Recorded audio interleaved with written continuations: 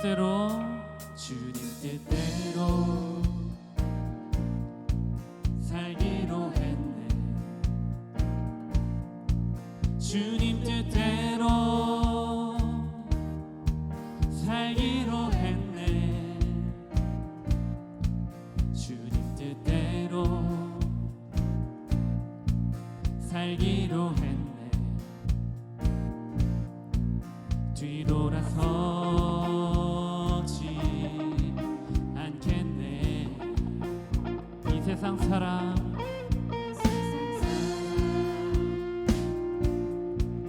날 몰라줘도,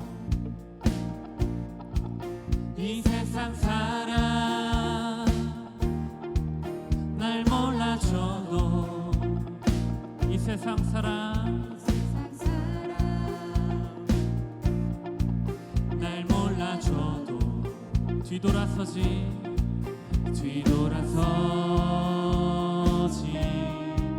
않겠네. 뒤돌아서지 않겠네. 뒤돌아서지 않겠네. 어떠한 시련이 와도 수많은 유혹 속에도 진실하신 주님 약속 나 붙들리라. 세상이 이해 못하고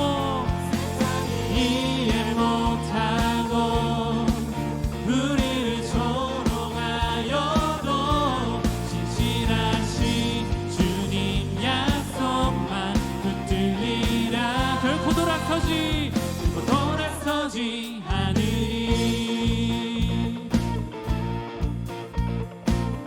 이 세상 등지고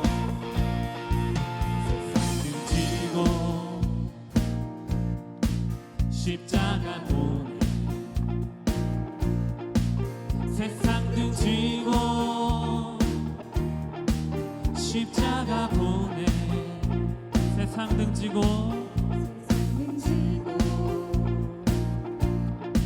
십자가 보내. 뒤돌아서지 않겠네.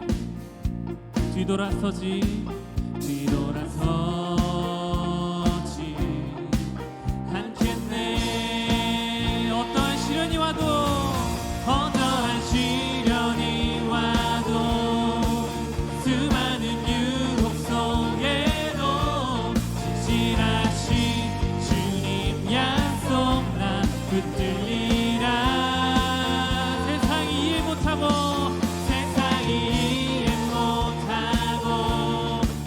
우리를 조롱하여도 진실하신 주님 약속 나 붙들리라. 다시 한번 어떠한 시련이 와도, 어떠한 시련이 와도 수많은 유혹 속에도 진실하신 주님 약속 나 붙들리라.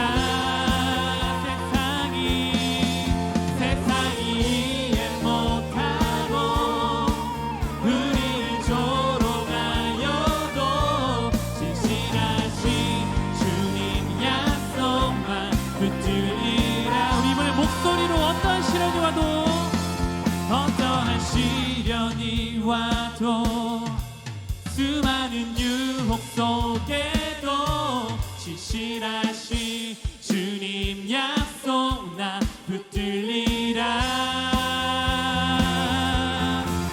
세상이 이해 못하고 우리를 조롱하여도 진실하신 주님 약속 나 붙들리라. 결코 돌아서지 않으리.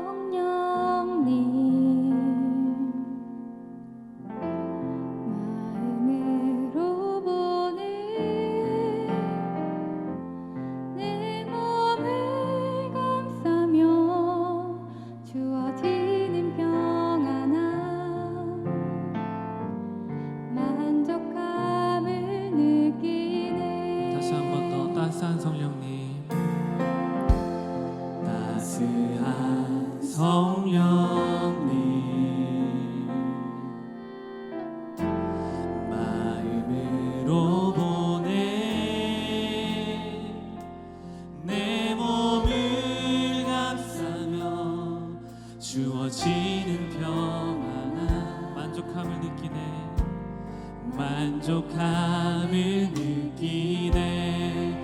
부르신 곳에서 나는 예배하네. 어떤 상황에도 나는 예배하네. 부르신 곳에서 나는 예배하네. 어떤 상황에도 나는 예배하네.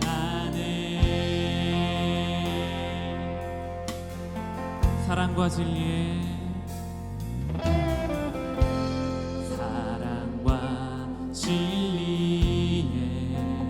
한 줄기 빛보네. 한 줄기 빛보네.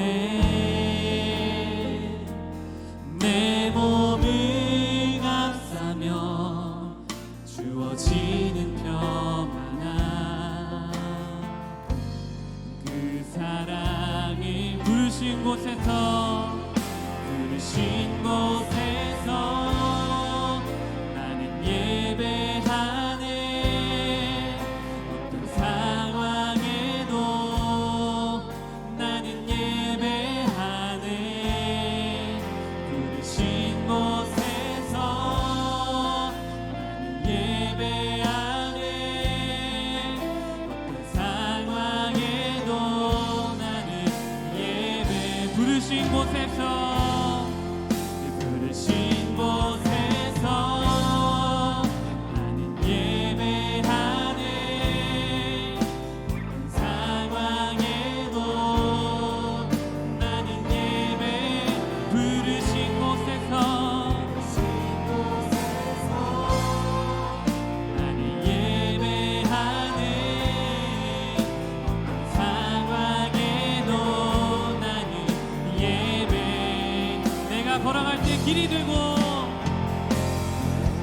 내가 걸어갈 때 길이 되고 살아갈 때 삶이 되는 그곳에서 예배하네. 내가 걸어갈 때 길이 되고 살아갈 때 삶이 되는 그곳에서 예배. 내가 걸어갈 때 길이 되시는 주님을 찬양합니다. 내가 걸어갈 때 길이 되고 살아갈 때 삶이 되는 그곳에서 예배하네. 내가 걸어갈 때 길이 되고 살아갈 때 삶이 되는 그곳에서 예배하네. 부르신 곳에서 나는 예배하네. 어떤 상황에도 나는 예배하네. 부르신 곳에서 예배하네. 상황에도 나는 예배하네. 부르신 곳에서 예배하네. 상황에도 나는 예배하네. 부르신 곳에서 예배하네. 상황에도 나는 예배. 부르신 곳에서 나는 예배하네. 어떤 상황에도 나는 예배하네. 부르신 곳에서 나는 예배하네. 어떤 상황에도 나는 예배하네.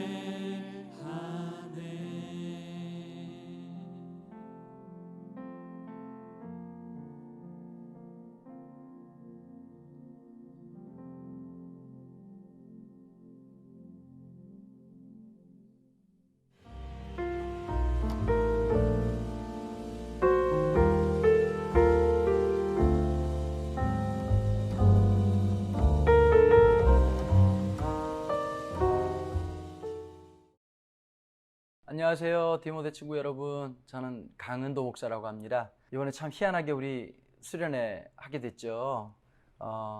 우리가 이렇게 직접 얼굴을 보지 못하지만 여러분 또 폰으로 또 컴퓨터로 함께 이렇게 수련회 할 수 있다는 게 너무 감사하고요.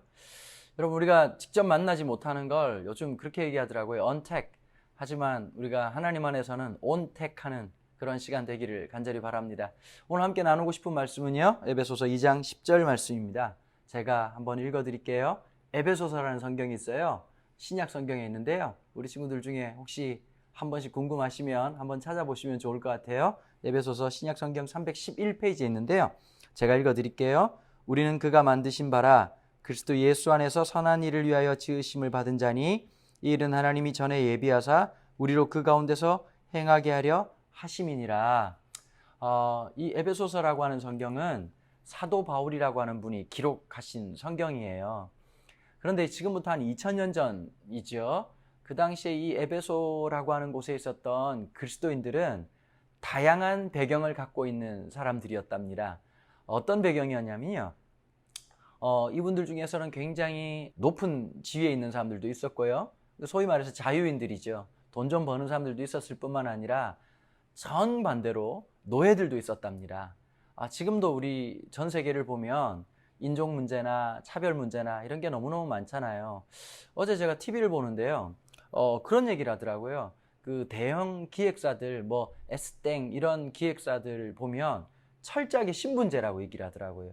연습생이 있고, 그 다음에 준비생이 있고, 그 다음에 이제 그 데뷔를 하면 아티스트라고 부른다 그러더라고요. 그런데 같은 나이인데도 준비생들이나 연습생들은 아티스트한테 선생님 대하듯 한다는 거예요. 제가 이걸 보면서 야, 인도의 카스트 제도랑 다를 게 하나도 없구나 이 생각이 들더라고요. 우리가 보이지 않지만 신분제가 타파가 되고 지금 현실을 살아가고 21세기 한복판에 살아가고 있지만 너 몇 등급이냐? 너 어느 학교 다니냐? 너 어떤 차 몰고 다녀? 너 어느 동네 살아? 사람들은 끊임없이 클래시파이, 늘 사람들을 등급으로 나누고 나보다 못한 사람, 나랑 비슷한 사람, 아니면 나보다 높은 사람 이렇게 나누지요. 이 벽을 허문다는 게 굉장히 지금도 어렵고 힘든 일인데 2000년 전에는 이게 운명적으로 태어나면서부터 모든 게 결정났어요. 네가 어느 학교를 갔냐? 네가 얼마나 돈을 많이 벌었냐? 네가 얼마나 잘났냐? 이게 중요한 게 아니라 아버지 뭐 하시노? 이게 굉장히 결정적인 문제였단 말이에요. 내 아버지의 신분이 나의 신분을 결정짓는 시대. 그러면서 그걸 운명처럼 받아들이고 살았던 것이 2000년 전 에베소에 있었던 많은 그리스도인들이 가지고 있는 문제였습니다. 그러면서 예수님의 놀라운 구속의 은혜로 예수님을 알게 되고 하나님의 자녀가 되고 천국 가는 것으로만 얘기하는 것이 아니라 사도 바울은 놀라운 생각의 트랜스포메이션을 요구하고 있고 요청하고 있습니다. 너는 사람들이 말하고 있는 노예가 아니다. 너는 사람들이 말하고 있는 장사하는 사람이 아니다. 너는 하나님의 자녀다 라고 얘기하면서 놀라운 표현을 쓰고 있습니다. 하나님의 걸작품이라는 표현을 쓰고 있죠. 오늘 본문에는 그렇게 안 나와 있지만 NIV라고 하는 영어 성경에 보면 하나님이 지으신 바다라고 하는 말을 masterpiece라고 하는 말을 쓰고 있습니다. What is the masterpiece? 뭐가 masterpiece일까요? 걸작품을 얘기합니다. 여러분, 우리가 인터넷으로 물건을 사면 묘한 게 있더라고요. 저도 그럴 때가 있거든요. 남들보다 10원이라도 싸게 사면 굉장히 성공한 것 같습니다. 훨씬 싸게 사야죠. 여러분, 자본주의에서는 그게 중요하잖아요. 똑같은 물건을 바보처럼 1000원, 2000원 더 비싸게 사면 굉장히 루저된 것 같잖아요. 근데 여러분, 상품은 비교합니다. 그런데 여러분, 피카소의 그림이 멋진 그림이냐 아니면 김홍도의 그림이 멋진 그림이냐 라고 묻고 그것을 비교한다면 굉장히 멍청한 짓이죠. 김홍도의 그림과 피카소의 그림은 비교의 대상이 되지 않습니다. 왜 그럴까요? 상품이 아니라 작품이기 때문입니다. 마스터피스, 우리는 하나님의 작품입니다. 여러분, 이거 아십시오? 여러분을 대체할 누군가를 하나님 만든 적이 없습니다. 누구도 여러분들 한 명 한 명을 비교할 수가 없습니다. 어떤 분이 그런 얘기 하시더라고요. 하나님은 엄청난 아티스트라는 거예요. 여러분, 아티스트가 하면 안 되는 첫 번째 일이 있습니다. 뭔지 아십니까? 카피입니다. 뺏기는 건 굉장히 안 좋은 일이 아니라 아티스트로서 하면 안 되는 일입니다. 여러분, 하나님이 우리를 만드실 때 그냥 공장에다가 똑같이 돌리고 남자, 여자 그리고 좀 소위 말해서 공부 잘하는 사람들, 그냥 대충 살 사람들, 요즘 영화에도 그런 거 되게 많이 나오더라고요, 보니까요. 인공교배를 해가지고 태어날 때부터 신분을 제공해가지고 그 사람들은 전혀 저항의식도 없이 평생 농사만 짓도록, 아니면 어떤 사람들은 죽어라고 노동만 하도록, 그 중에 소수의 사람들만 아주 뛰어난 지식과 지능을 줘서 지배할 수 있도록 만든다라고 얘기를 하잖아요. 하나님도 어떻게 보면 그렇게 했으면 세상 참 편하실 거라고 생각할 수 있잖아요. 하나님은 그런 적이 없습니다. 어떠한 인간도, 어떠한 존재도 하나님은 하등하거나 열등하게 지은 적이 없습니다. 하나님의 작품으로, 하나님의 자녀로 지으신 게죠. 그래서 성경에서 보니까 우리 한 사람 한 사람을 걸작품이라고 얘기를 합니다. 근데 우린 쏟고 살아요. 왜 쏟고 살까요? 사람들이 말하는 게 난 줄 안단 말이에요. 사람들이 이야기하는 게 난 줄 안단 말이에요. 세상이 말하는 내가 아니라 나를 지으신 하나님이 말하시는 나가 누군지를 깨닫고 할 때 진짜 나를 만나는 거예요. 어떤 기독교 심리학자가 이런 얘기를 했답니다. 사람의 자기인식, 우리 중등부치군들이 되게 힘들 수도 있겠네요. 무슨 말인지 좀 알아들으셔야 될 텐데요. 이 자기인식이라고 하는 말은 굉장히 중요한데, 내가 누군지를 제대로 알려고 하면 4개의 창문에 대한 이해가 있어야 된대요. 첫 번째 창문은 나도 알고 남들이 아는 내가 있다는 거예요. 투명한 창문이죠. 그런데 두 번째 창문이 있습니다. 나는 아는데 남들이 모르는 나가 있어요. 특별히 이제 사춘기쯤을 시작되고 우리 중등부 친구들, 고등부 친구들 중에 되게 답답할 때가 있어요. 부모님들조차도 나를 몰라요. 굉장히 가까이 있는 친구들도 진짜 나를 모를 때가 있어요. 그래서 섭섭하기도 하고, 그래서 속상하기도 하고, 답답하기도 합니다. 세 번째 창문이 있는데요. 이 창문을 공동체의 창문이라고도 표현하기도 합니다. 우리 디모데 공동체가 한번 꼭 알았으면 좋을 것 같은데, 우리 굳이 왜 중등부로 고등부로 우리 디모데 공동체를 함께 모여야 될까요? 이유는 세 번째 이 창문에 있기 때문입니다. 세 번째 창문은요, 나는 모르는데 남들이 아는 내가 있습니다. 아무리 내가 나를 다 알 것 같지요? 천만의 말씀입니다. 내가 모르는 나라고 하는 존재가 있습니다. 공동체를 통해서 발견하게 하는 나가 있습니다. 그래서 하나님 우리를 만드실 때 혼자 있도록 내버려 두지 않으셨습니다. 하나님은 결혼이라는 관계를 통해서, 또 관계성이라고 하는 모습을 통해서 우리 한 사람 한 사람들을 관계 안에서 나를 발견하도록 하나님 우리를 창조하셨다는 거예요. 네 번째 창문이 있습니다. 이건 하나님의 창문입니다. 나도 모르고 남들도 모르는 하나님만 아시고 있는 우리의 영적 잠재력이라고 하는 놀라운 나 자신이 있다는 거예요. 여러분, 우리가 하나씩 알아가고 있어요. 첫 번째 창문, 두 번째 창문, 세 번째 창문. 결정적인 나는 나를 지으신 하나님을 제대로 깨닫고 만나고 알아가야, 그제서야 내가 누구인지를 알고 살아가는 거예요. 자칫 잘못하다간요, 상대방이 말하는 나, 거울에 비친 나, 아니면 성적이 말하는 나, 학원 선생님이 말해주는 나, 부모님이 말하는 나, 내 친구들이 얘기해주는 나로 살아가다가 제대로 된 나를 만나지 못하고 살아가는 거예요. 오늘 본문에 보면 사도 바울은 우리가 그가 만드신 것이다. 하나님 우리를 만드실 때 목적과 뜻이라는 게 있습니다. 우린 지금 당장 몰라요. 사람들이 목적과 뜻이라고 했더니 직업이라고 생각하더라고요. 물론 직업일 수도 있습니다. 그러나 더 중요한 게 있습니다. 만약에 제 꿈이 목사라고 한다면 저는 18년 전에 죽으면 됩니다. 다 이루었잖아요. 목사가 됐어요. 그게 중요한 게 아니에요.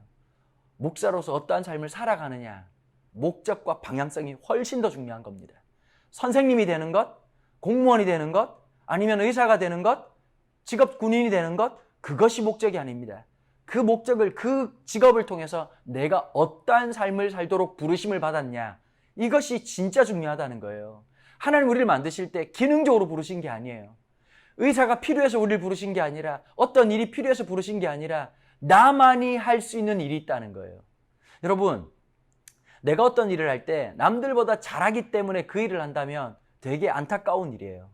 여러분, 이거 하나 아셔야 돼요. 내가 그 일을 해도, 수많은 사람들이 그 일을 하고 있지만 내가 그 일을 하면 전혀 다른, 또 다른 형태의 모습으로 드러난다는 거예요. 요리도 그렇더라고요. 똑같은 재료를 주고요, 똑같은 레시피를 줘도 맛이 달라요. 왠지 아십니까? 그 음식을 하는 사람이 다르기 때문이에요. 똑같을 수가 없어요. 하나님은 똑같이 사람들을 만들지 않았어요. 여러분, 달라서 힘들어 하셨나요? 틀렸다고 생각하셨나요? 천만의 말씀이에요. 하나님께서 여러분을 한 사람 한 사람들을 다르게 창조하신 거예요.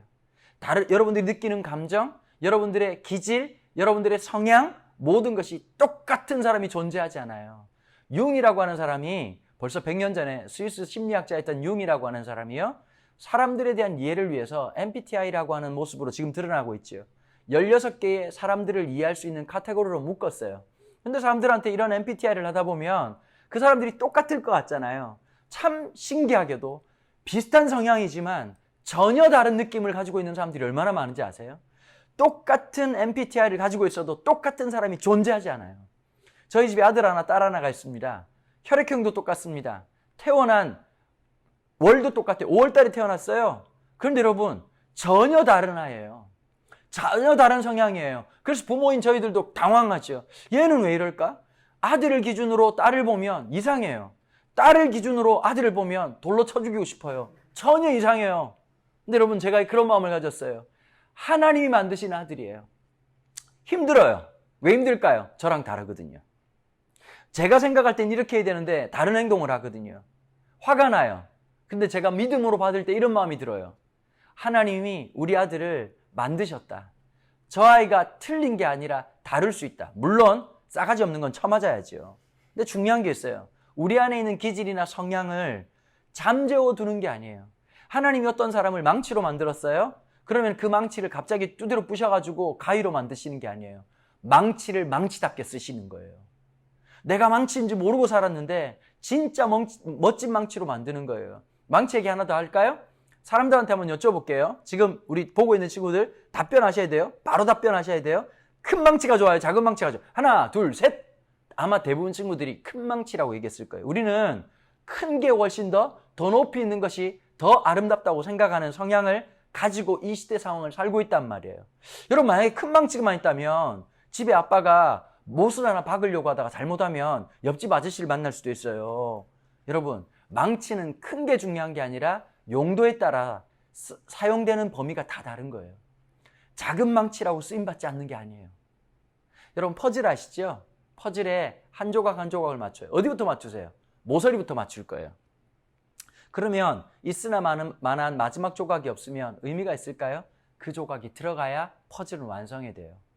퍼즐에 똑같은 모양 없어요. 똑같은 그림 없어요. 그런데 여러분, 우리도 그렇게 하나님 만드신 거예요. 근데 중요한 것이 있어요. 그럼 나를 어떻게 만날 수 있을까요? 오늘 본문이 이렇게 말해요. 그리스도 예수 안에서. 사도 바울 선생님이 제일 많이 썼던 말이 뭐냐? In Christos. En Christos. 예수님 안에서. 이건 단순한 전지사의 얘기가 아니에요. 인격적 관계성을 얘기하는 거예요. 예수님 안에 있는 나를 발견하는 거예요. 예수님 바깥에 있던 나는 사람들이 평가하고 내가 생각하고 부모님들이 생각하는 나였어요. 그런데 예수님이 만드신 나를 진짜 창조하신 주님께서 친히 내가 어떤 존재인지를 설명하고, 그리고 그런 내가 될 수 있도록 도와주시고 함께 한다면 이것보다 더 멋진 아름다움이 어디 있겠어요. 그런데 그리스도 예수 안에서 지으심을 받았나니 그 목적을 이렇게 말해요. 하나님의 선한 뜻을 위하여. 여러분, 우리 직업을 결정할 때 중요한 것이 있답니다. 첫 번째, 내가 좋아하는 일이어야 됩니다. 여러분, 아무리 의사라도 내가 별로 안 좋아하는 일이면 불행한 거예요. 내가 진짜 좋아하는 일. 두 번째는 그걸 잘해야 돼요. 여러분, 가수 되겠다는 친구들이 진짜 많아요. 근데 음치들이 너무 많아요. 여러분, 그럼 망하는 거예요. 여러분, 노래방에서 점수 높이 났다고 가수 될 것 같으면 전 국민이 가수가 되는 거예요. 내가 좋아하는 일, 그리고 내가 잘하는 일. 그다음 세 번째 중요한 게 있어요. 내가 좋아하는 일이 너무 극단적이긴 하지만 도둑질이에요. 너무 잘해요. 여러분, 그런다고 직업을 삼으면 어딜 갈까요? 감옥 가는 거죠. 세 번째 중요한 게 있어요. 사람들에게 유익을 주는 일이어야 돼요. 내가 단순히 좋아하는 일뿐만 아니라, 내가 잘하는 일뿐만 아니라 그 일을 통해서 하나님의 선한 뜻, 사람들이 야, 당신 너무 잘해 라고 말하는 게 아니라 여러분들을 통해서, 그 일을 통해서 하나님이 어떤 분인지를 드러내는 것, 그게 하나님의 선한 일이에요. 장사를 하거나 영화를 만들거나 음악을 만들거나 어떤 직업을 갖든지 상관없이 여러분들이 그 직업을 통해서 내가 한 일이 단순히 예수 믿으세요 라고 말하지 않았지만 저 사람 삶에는 무언가 달라 something different. 야, 저 사람이 잘해. 누구보다 나아가 아니라 저 사람은 추구하는 가치가 다른 것 같아. 돈이 아니고 인기가 아니라 또 다른 무언가가 있는 것 같아. 라고 느끼게 하는 것. 그래서 사람들이 물어보게 하는 것. 당신의 삶의 목적은 무언가요? 진짜 당신이 원하는 건 어떤 것인가요? 라고 할 때 삶으로서 답변할 수 있는 것.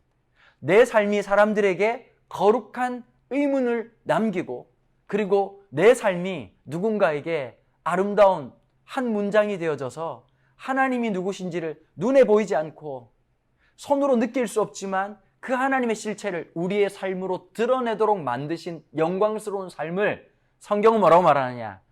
하나님이 선하신 일, 하나님의 거룩하신 일, 주님이 원하셨던 일이라고 우리에게 말하고 있는 거예요. 여러분, 공부를 잘하고 못하고 수학 문제 한 문제 더 맞히고 틀리고 그게 중요한 게 아니에요.